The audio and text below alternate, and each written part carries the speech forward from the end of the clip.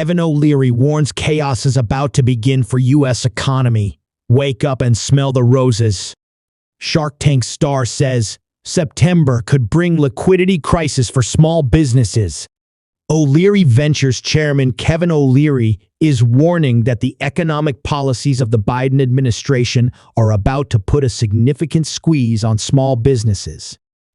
The Shark Tank star joined Fox and Friends to warn that the month of September will usher in a chaotic time for the economy due to high interest rates. We've got the CHIPS and Science Act. Where's that money going? Behemoth giant companies in the S&P 500. The Inflation Reduction Act, another trillion not even printed yet. All going to big guys. Now, that's great. They represent 40% of the jobs in America, the S&P 500. Everybody knows the S&P 500 is the biggest index in the world. But 60% of America is small business. That's where 60% of the jobs come from. We've given nothing to them. And so they're struggling because the Fed is raising rates up to 5.5% in a matter of months. Although the U.S. economy has seen some respite from record inflation, O'Leary has been warning in recent weeks that there is a crisis emerging for U.S. small businesses. O'Leary recently traveled to Capitol Hill to talk to everybody he could, cautioning about a liquidity crisis. We have a crisis emerging. I'm talking about companies with 5 to 500 employees, which represent over 60% of our economy, O'Leary said. If you're in the S&P 500, you have no trouble financing your business. You can't say that about small business anymore. The cost of capital has gone through the roof. They're not lending. The loan books closed down. The rates that he pays for money have gone from 4-5% to 11-17%, and we're not talking about them. But you're going to hear a lot of people crying about this in the next few months.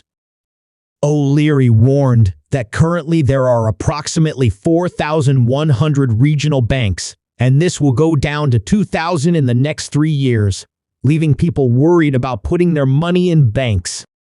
During that period, people are very nervous about putting their money in the bank. Because if another one fails and you have your cash in there right now, you're only guaranteed for $250,000. O'Leary suggested extending the employee retention credit for small businesses.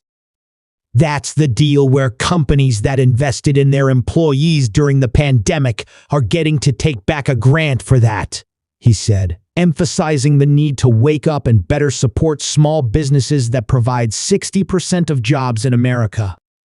Meanwhile, we're going to write $2 trillion to the big guys. That in itself is inflation. But it seems unfair to me to support a behemoth company that has a lot of its employees outside of America and not my company's small business. In the National Federation of Independent Business, NFIB's Small Business Optimism Index, released Tuesday, small business confidence rose by 1.6 points to 91 points, Reuters reported. The June report shows confidence is at a 7-month high. While the data suggests small businesses are optimistic, O'Leary pushed back on the notion that all is well. I'm in the real world talking to CEOs of small companies that are family-owned in America, in almost every state, every day. They're not happy either. So I'm not listening to that data. I'm dealing with reality, he said.